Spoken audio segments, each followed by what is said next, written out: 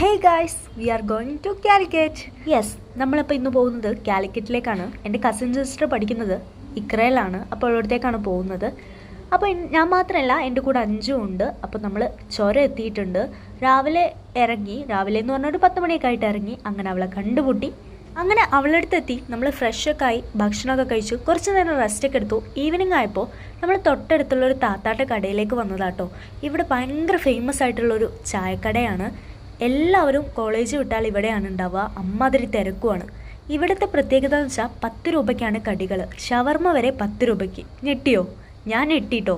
ഞങ്ങൾ നല്ല സൂപ്പറായിട്ട് അത്യാവശ്യം എല്ലാ കടികളും കഴിച്ചു കേട്ടോ. ചായ കുടിച്ചു. അതിനുശേഷം നമ്മൾ പോകുന്നത് മുട്ടായി തെരുവിലേക്കാണ് കേട്ടോ. പ്രത്യേകിച്ച് പറയണ്ടല്ലോ, ഇവിടെയും അത്യാവശ്യം തിരക്കൊക്കെ ഉണ്ടായിരുന്നു. എന്തായാലും നമുക്ക് ഇത്തിരി ഷോപ്പിംഗ് ഉണ്ട്. കോഴിക്കോടേക്ക് വന്നതല്ലേ, പിന്നെ ഇവിടെ കയറാണ്ട് എങ്ങനെയാ? 3 വർഷമായിട്ട് ജിനു ഇവിടെ ആയതുകൊണ്ട് തന്നെ ഓക്ക് ഇവിടെ എല്ലാവിടെയും നല്ല പരിചയമാണ്.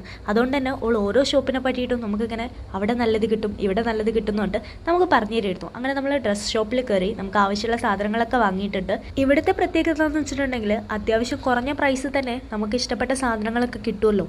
അതുകൊണ്ട് തന്നെ നമ്മൾ ഇവിടുന്ന് വേണ്ടതൊക്കെ അത്യാവശ്യം നല്ലോണം തന്നെ തിരഞ്ഞെടുത്തിട്ടുണ്ട്.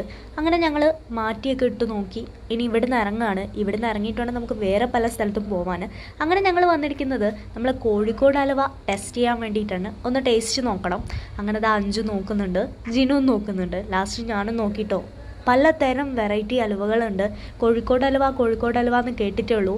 പലരും കൊണ്ടു തന്നിട്ട് കഴിച്ചിട്ടുണ്ട്. എന്നാൽ ഇതൊക്കെ അടിപൊളിയാണ് കേട്ടോ. കഴിച്ചു നോക്കി, അതുപോലെ വാങ്ങിക്കുകയും ചെയ്തു.